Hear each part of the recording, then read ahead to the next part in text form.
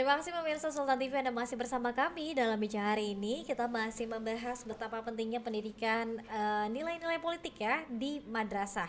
Kita juga masih ditemani Pak Haji Abdul Rozak MA selaku Kepala Kantor Wilayah Kementerian Agama Kota Serang.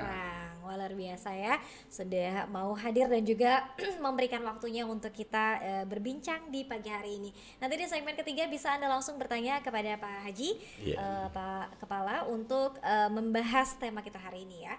Nah, Bapak sejauh ini seperti apa sih antusiasme mungkin anak-anak ya ketika baik secara langsung maupun tidak langsung diperkenalkan nilai-nilai politik ketika di madrasah, seperti apa? Ya, sepengetahuan saya sangat respon, sangat senang mereka, sangat antusias ya. Buktinya ketika ada pemilihan ketua OSIS ya, mereka berbondong-bondong mau hadir karena di sana kan nanti ada berbagai macam atribut juga, meskipun bukan atribut partai ya tentunya Mbak Dea. Nanti ada foto-foto si bakal calon, kemudian ada panggung untuk mereka berorasi, menyampaikan gagasan, pikiran, kemudian apa yang akan mereka lakukan seandainya terpilih dan lain sebagainya. Ya, itu kan bagian dari kegiatan-kegiatan politik ya sebetulnya. Nah, tentunya ini sangat menarik bagi mereka, meskipun skupnya baru hanya sampai di pemilihan ketua OSIS, bukan pemilihan presiden, bukan pemilihan legislatif dan lain sebagainya pilkada. Tapi dengan cara itu saya melihat bahwa saya punya optimisme, punya keyakinan bahwa ke depan seandainya ini terus dilakukan secara masif gitu di lingkungan pendidikan baik di madrasah maupun di sekolah umum, saya yakin akan semakin banyak pemilih cerdas di Indonesia. Akan semakin banyak pemilih rasional dan akan semakin banyak aktor-aktor politik, para politikus, para pemain politik yang jauh lebih baik gitu. Karena memang sudah dimulai dari lingkungan pendidikan. Ya, saya punya keyakinan demikian. Ya, seandainya hari ini masih sering terjadi ya mungkin karena ada keterputusan. Kita lebih banyak ngejarnya ke target-target politiknya, sementara modal sosial di bawahnya tidak kita benahi, ya, termasuk dari lingkungan sektor pendidikan. Gitu. Kalau saya sih melihat selama di Kota Serang ya berapa kali saya menyaksikan ya sangat antusias. Belum lagi kalau di level guru-guru, kepala, ya kita juga suka melakukan kegiatan pendidikan politik bekerja sama dengan Kesbangpol, dengan KPU, ya, agar terbuka juga wacana mereka, termasuk sosialisasi bagi para pemilih pemula, ya, itu kita lakukan. Jadi, ya, saya punya keyakinan, optimisme bahwa perpolitikan di Indonesia akan semakin baik, semakin berkualitas apabila betul-betul dibarengi dengan pendidikan politik dimulai dari lembaga-lembaga pendidikan, Mbak Dea. Ya, baik. Sekali lagi adalah pendidikan politik sejak dini, dan apalagi kalau ketika ada pemilihan ketua OSIS tadi yang sudah disampaikan oleh Pak Kepala, ini muncul juga kreativitas anak-anak. Iya, ya, betul, muncul. Membuat singkatan-singkatan visi Ya, misi. justru lebih seru kalau mereka kan, Iya. karena diberikan ruang kebebasan. Ya, tentu dengan etika dan adab yang harus ada tetap, ya, nggak boleh mentang-mentang panggung bebas mereka berkreasi sebebasnya, tidak, ya. Sudah ada guidance-nya tentu di sekolah itu, aturan main yang harus mereka lakukan, ya, termasuk tidak boleh menonjolkan simbol-simbol yang bisa mengganggu hubungan antar sesama siswa, itu juga nggak boleh. Baik, ada poster-posternya, kemudian bermunculan tadi visi misi kreativitasnya tadi muncul di sana. Lalu Pak, apa yang kemudian yang dilakukan ketika pendampingan guru-guru madrasahnya Pak kepada anak-anaknya? Ya, tentu kalau guru-gurunya sifatnya melakukan pendampingan secara langsung, artinya memantau aktivitas anak itu apakah sudah on the track atau belum. Jadi ketika ada simbol-simbol umpamanya yang dianggap ini merusak, mengganggu, ya tentu akan dipanggil, diperingati, ini nggak usah, ya. Karena kan di sekolah mah tidak ada Panwas, tidak ada Bawaslu. Kalau di politik praktis kan ada Bawaslu, yang kerjanya ngawasin, yang kerjanya nyemprit. Ya kalau di sekolah tentu ya para gurunya, ya guru BP, guru kelas, wali kelas, ya panitia untuk memantau. Sebetulnya ya praktek-praktek seperti ini sangat mudah dipahami oleh anak-anak. Ketika mereka melihat politik praktis secara langsung, oh ternyata sama ya. Kalau di politik praktis umpamanya ada Bawaslu, ada penyelenggara KPU, kalau di sekolah juga Bawaslunya ya guru-gurunya, ya panitianya dibentuk panitia lokal pemilihan ketua OSISnya, cuma tidak dinamakan KPU kan. Jadi sebetulnya dalam pendidikan politik ini ya di sekolah pun sama prakteknya, cuma substansinya saja yang berbeda. Ya substansinya. Tapi kalau nilai-nilainya, cara kerjanya, ya itu sudah seperti itu. Ini kan luar biasa kalau betul-betul itu masuk ke memori anak, ya bahwa seperti itu dari awal ketika mereka sudah harus ditekankan berintegritas, harus jujur, tidak boleh menyakiti lawan politik atau bahasanya rivalnya. Simbol-simbolnya nggak boleh ada identitas yang bisa merusak kemajemukan umpamanya. Wah itu luar biasa. Jadi kalau sekarang masih ada muncul politik identitas segala, itu sebetulnya bisa ditekan.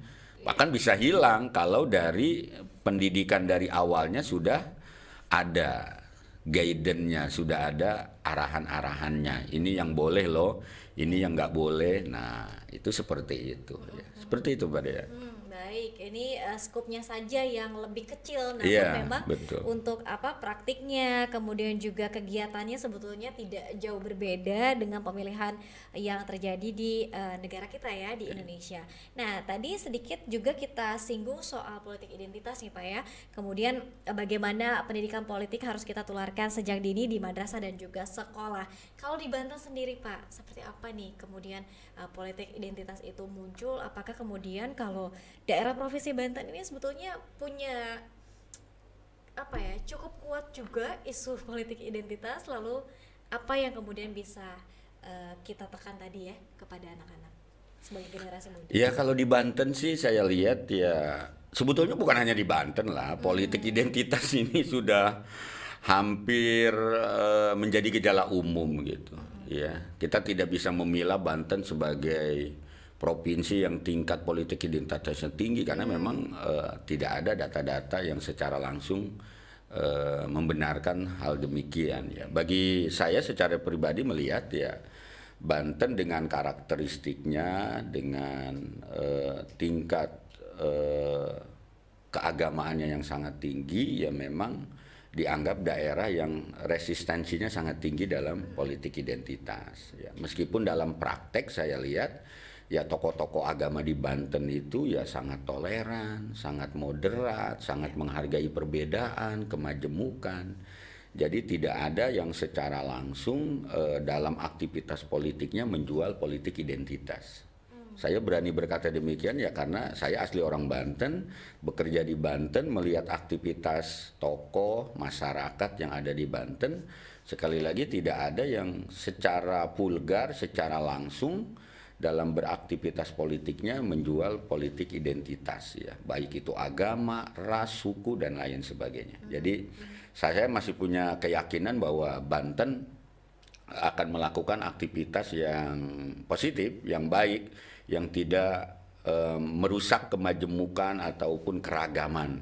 Ya apalagi sampai menyakiti lawan politik, apalagi rivalnya, saya yakin itu tidak akan terjadi di Provinsi Banten. Saya masih punya keyakinan demikian dengan pengalaman Banten, sejarah Banten yang ada dari zaman Kesultanan Banten dan lain sebagainya. Ya dari dulu Banten daerah yang religius, aman, damai, tentram, sejahtera.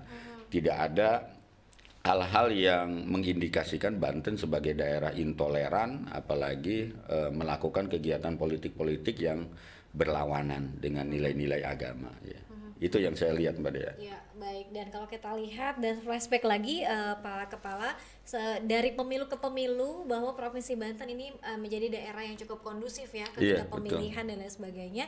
Tentunya juga ini dengan kerja keras dari aparat dan juga tadi para alim ulamanya juga ini sangat bertoleransi tinggi dan juga tidak saling menyakiti. Nah, Pak, lalu seberapa optimis nih kalau misalnya kita bicara soal usia-usia para pemilih pemula nantinya di Provinsi Banten, kemudian juga katanya pemerintah juga sedang mempersiapkan Indonesia Emas ya Iya, 2045. Kemudian kita juga akan menghadapi bonus demografi. Apakah ini juga akan diiringi dengan tadi kesadaran politik yang lebih baik untuk kemudian kita tanamkan sejak dini di madrasah, Pak? Ya betul, memang Indonesia kan nanti kebanjiran bonus demografi, termasuk kami di lingkungan madrasah juga sama lah ya. Tentu kami sudah mempersiapkan banyak hal untuk menyambut hal demikian. Yang pertama ya kami sudah membentengi menjaga anak-anak kami khususnya di madrasah dengan benteng keimanan, ketakwaan dan ketaatan beragama. Itu yang paling penting. Ya, meskipun ini umum lah, hampir semua anak, siswa, orang tua juga sama. Tentu kami di madrasah harus betul-betul, karena kami sekolah madrasah, sekolah yang berciri khaskan agama. Yang menghadapi bonus demografi tantangan zaman ini ya kami tetap memprioritaskan anak-anak kami betul-betul mereka memiliki pegangan yang kuat. Pegangan yang paling kuat ya tidak ada lain kecuali agama. Ya, makanya penanaman nilai-nilai keimanan, ketakwaan, ketaatan beragama itu menjadi prioritas kami di Kementerian Agama. Ya caranya bagaimana? Banyak lah. Dengan cara membiasakan membaca Al-Quran, sholat sunnah duha, sholat tahajud, tahsinul qiro'ah, berjamaah, pembacaan kitab kuning, kemudian hal-hal lainnya, ya. Pengajian bersama, khataman Quran, ya, kemudian hal-hal positif lainnya. Ini penting membentengi agar mereka dalam hidup nanti tidak terombang-ambing. Kekuatan agama itu bisa mengalahkan apapun, ya. Itu prinsip kami bahwa generasi emas itu ya ditandai dengan adanya generasi yang taat beragama. Artinya generasi yang memiliki moralitas, akhlak yang baik.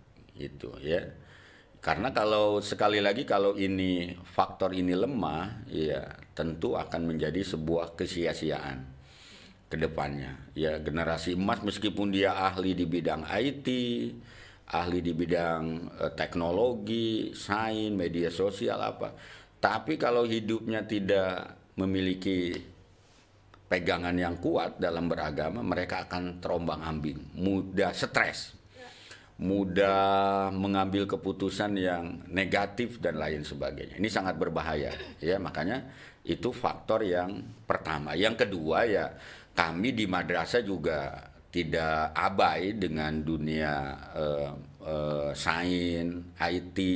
Tetap kami membekali anak-anak kami untuk belajar IT ya. Kami juga di madrasah ada program-program untuk peningkatan kapasitas kompetensi anak didik kami dengan IT ya. Ya anak madrasah sekarang sudah sangat milenial lah. Tidak ketinggalan seperti anak-anak sekolah lainnya, mereka sudah sangat adaptif terhadap perkembangan zaman. Ya bahkan anak-anak madrasah sekarang banyak yang unggul di bidang sains. Ya, juara-juara baik di nasional maupun internasional.